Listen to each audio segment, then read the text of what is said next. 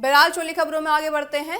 भारत आज पुणे में 12वीं ब्रिक्स संचार मंत्रियों की बैठक की मेजबानी करेगा। इस महत्वपूर्ण बैठक की अध्यक्षता केंद्रीय संचार मंत्री ज्योतिरादित्य सिंधिया करेंगे। बैठक में ब्रिक्स देशों के संचार मंत्री और वरिष्ठ अधिकारी शामिल होंगे।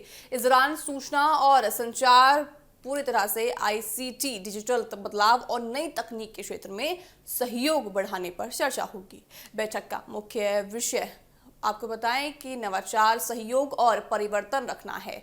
इसका मतलब ये है कि ब्रिक्स देश मिलकर ऐसी तकनीकों और नीतियों पर काम करना चाहते हैं जो भविष्य की चुनौतियों का सामना करने में मदद करें। बैठक में डिजिटल क्षेत्र को मजबूत बनाने और तकनीक के इस्तेमाल को बढ़ाने के लिए व्यवहारिक सहयोग पर भी विचार किया जाएगा। इसके साथ ही सदस्य देश अपने अपने अनुभव और बेहतर काम करने के तरीकों को एक दूसरे के साथ साझा करेंगे। खास ध्यान आपको बताएं कि खास जो ध्यान है वो डिजिटल परिवर्तन पर रखा जाएगा, ताकि ब्रिक्स देशों के साथ साथ व्यापक ग्लोबल साउथ के देशों को भी नई तकनीक का लाभ मिल सके।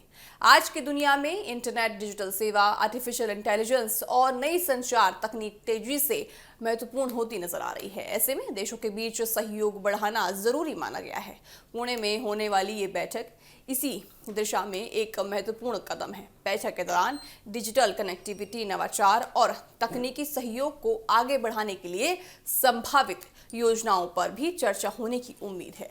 भारत ब्रिक्स के माध्यम से सदस्य देशों के बीच तकनीकी सहयोग और डिजिटल विकास को मजबूत करने पर जोर दे रहा है। बैठक में आपको बताएं कि बैठक में लिए गए फैसले आने वाले समय में डिजिटल क्षेत्र में सहयोगों को नई दिशा दे सकते हैं। खासकर विकासशील देशों के लिए डिजिटल तकनीक को आसान, सुरक्षित और अधिक उपयोगी बनाने पर चर्चा भी होगी। इस बैठक में भारत को ब्रिक्स देशों के साथ अपने डिजिटल और संचार क्षेत्र के संबंधों को मजबूत करने का अवसर भी मिलेगा। कुल मिलाकर देखिए, पुणे में होने वाली 12वीं ब्रिक्स संचार मंत्रियों की बैठक का मुख्य उद्देश्य तकनीक, नवाचार और सहयोग के लिए भविष्य को अधिक मजबूत और पूरी तरह से पारदर्शी बनाने की दिशा में महत्वपूर्ण कदम माना जा रहा है।